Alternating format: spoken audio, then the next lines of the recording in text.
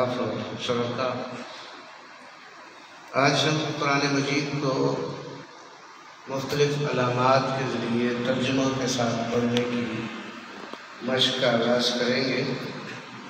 تو میں تمام سامعین سے توقع رکھتا ہوں کہ وہ اس کو نہ صرف سمجھیں گے بلکہ اس کے ذریعے قرآن مجید کو ترجمہ کے ساتھ پڑھنے کی کوشش بھی کریں گے، اور انشاءاللہ یہ 15 اسباق کا ہمارا جو ہے یہ سلسلہ ہے۔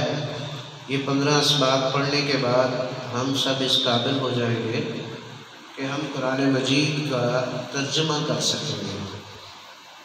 تو قرآن مجید جو ہے اس میں صرف الفاظ ہوتے ہیں، اور فنی زبان میں ہر لفظ کو کلمہ کہتے ہیں، ہر لفظ کو کلمہ کہتے ہیں۔ اور قرآن میں 3 قسم کے کلمات ہیں۔ قرآن مجید کو اگر ہم آج کے بعد جب ہم قرآن مجید کو ترجمہ پڑھنے کے لیے کھولیں گے تو قرآن کی آیات کو ہم نہیں پڑھیں گے، قرآن کو الفاظ کے لحاظ سے پڑھیں گے۔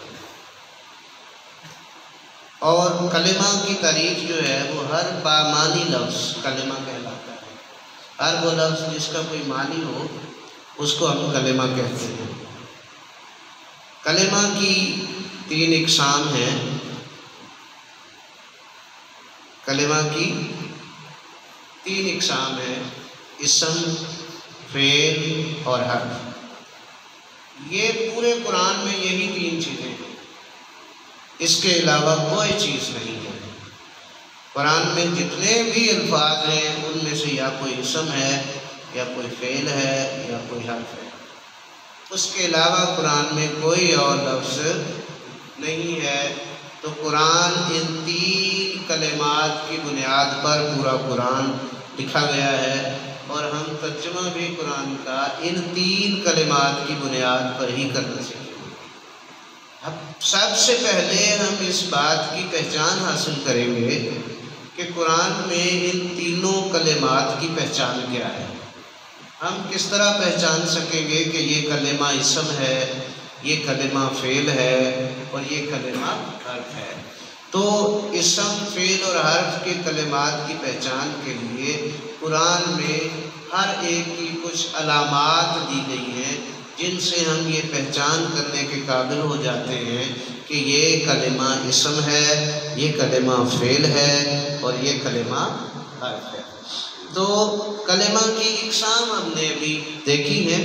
کلمہ کی 3 اقسام ہیں: اسم، فعل اور حرف۔ اسم، فعل اور حرف، یہ 3 اقسام ہم نے پڑھی ہیں۔ اب ہم دیکھتے ہیں کہ کلمہ کی قسم کا پہلا حصہ جو ہے یا پہلی قسم جو ہے کلمہ کی، اس کا نام انہوں نے رکھا ہے اسم۔ اب ہم جب پہچان کرنے کی طرف بڑھتے ہیں کہ قرآن میں جو کلمہ اسم ہے، یعنی کلمے کی پہلی قسم ہے اسم، وہ کس چیز کو کہتے ہیں، تو ہم نے پڑھا کہ جو کسی شخص، چیز یا جگہ کا نام ہو یا اس کی صفت ہو۔ کسی شخص، چیز یا جگہ کا نام ہو یا اس کی صفت ہو، یعنی کسی شخص کی کوئی خوبی بیان کی جائے یا اس کی کوئی خامی بیان کی جائے۔ جیسے کہتے ہیں رجل فاسق، رجل فاسق، رجل معنی مرد اور فاسق اس کی صفت ہے، ٹھیک ہے؟ تو فاسق بھی اسم کہلائے گا، صفت بھی اسم ہی کہلائے گی۔ تو ہم نے اسم کی پہچان کے حوالے سے ایک تو یہ سمجھا کہ اسم کس کو کہتے ہیں۔ اسم یا تو کسی شخص کو کہتے ہیں یا کسی چیز کو کہتے ہیں یا کسی جگہ کو کہتے ہیں۔ جیسے مسجد ہے تو یہ کسی جگہ کا نام ہے، اس لیے ہم اس کو اسم کہیں گے۔ چیز کوئی بھی برتن ہے، قلم ہے، کتاب ہے، کرسی ہے، میز ہے، ساؤنڈ سسٹم ہے، لیپ ٹاپ ہے، پروجیکٹر، یہ سارے چیزوں کے نام ہیں، تو ہم کہیں گے یہ بھی اسم ہے۔ حمزہ ہے، شاہد ہے، مزمل ہے، فہیم ہے، خالد ہے، تو یہ کسی شخص کا نام ہے۔ اچھا، اب صفت کیا ہوتی ہے؟ کسی شخص کا ظہیر ہونا صفت ہے، کسی چیز کا اچھا ہونا صفت ہے، کسی چیز کا برا ہونا بھی صفت ہی ہے۔ تو اسم کس کو کہتے ہیں؟ کسی شخص، جگہ یا چیز کے نام کو یا اس کی صفت کو اسم کہتے ہیں۔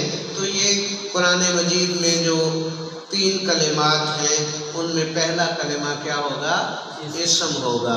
اسم کس کو کہیں گے؟ کسی شخص کے نام کو، کسی جگہ کے نام کو، یا کسی چیز کے نام کو، یا ان کی صفت کو ہم اسم کہیں گے۔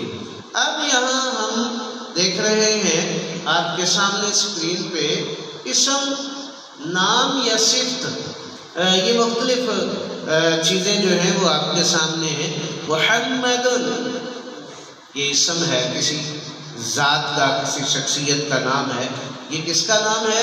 یہ ہمارے نبی حضرت محمد مصطفیٰ صلی اللہ علیہ وآلہ وسلم کا نام۔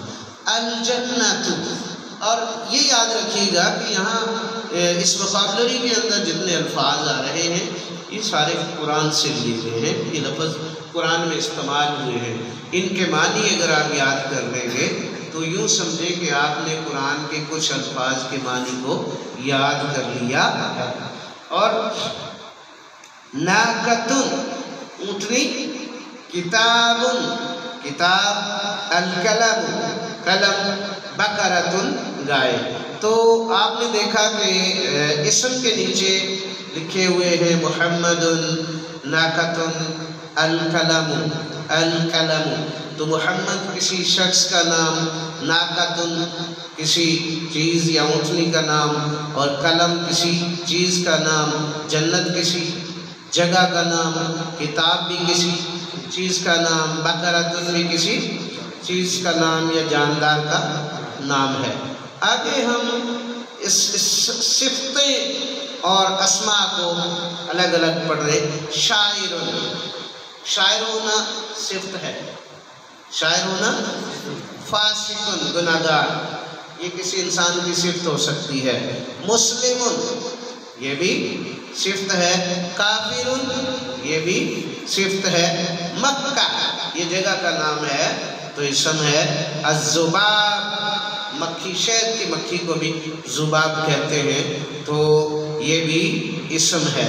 تو ہم نے مختلف اسماء کے بارے میں پڑھا ہے اور ہم نے یہ سمجھا کہ کسی شخص، جگہ یا چیز کا نام یا اس کی صفت کو اسم کہتے ہیں۔ جی، یہاں تک کسی کو کوئی کنفیوژن ہو تو بالکل واضح سوال کر کے بات کو پوچھ سکتا ہے۔ کوئی ہے کنفیوژن؟